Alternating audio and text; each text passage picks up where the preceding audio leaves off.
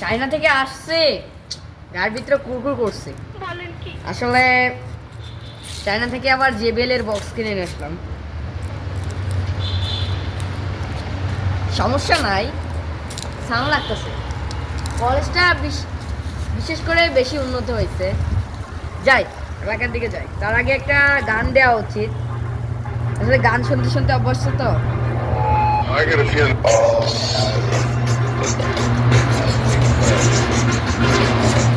বউ নাই, আমার ঘরে শান্তি নাই। ওরে আমার বউ গেল কনে চইলা রে। আমার বউ নাই, বউ গেল কনে চইলা রে। আমি এখন কি করব বুঝতে পারি না। ওরে বাবা রে, আবার কিনা এলাকার মধ্যে আবার বক্স বাজাইছে। আবার কি না, এই ছেলে এদিকে যাও। তোমার বাড়ি কোন জায়গায়? শোনো, এই ছেলে, তোমার বাড়ি কোন জায়গায়? আমার বাসা তো চাই নাই। কি বলছো? আমি তো বুঝছি না।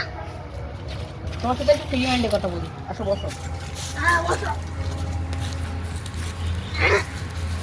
বুড়ো হয়ে গেছি তো একটু কষ্ট হয়। গান শুনবা নাকি? হ্যাঁ একটা গান দাও, ওর গান দাও একটা। এটা আমার এর গান। এটাই তো আধুনিক যুগ নাকি? না, আমার বউর গান দাও একটা। চাচা এসব মুড নষ্ট করে দেন আপনারা।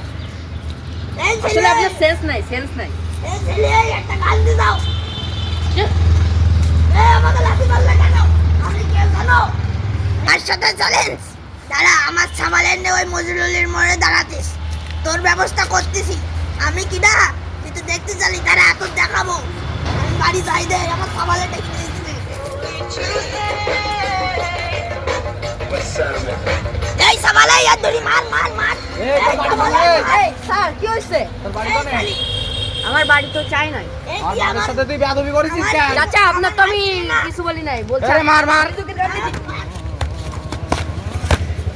ওরে ভাই, আজকে দাগ। চাচা সমস্যা নাই, ভুল হয়ে গেছে। এই তুই দাঁড়াচ্ছিস। সমস্যা নাই, আপনাদেরকে দেখিয়ে নিব রাশিয়ার টিম। ঠিক আছে তো দেখা যাবে। এই তুই নিয়ে আসিস গান। থাক চলো বাবা।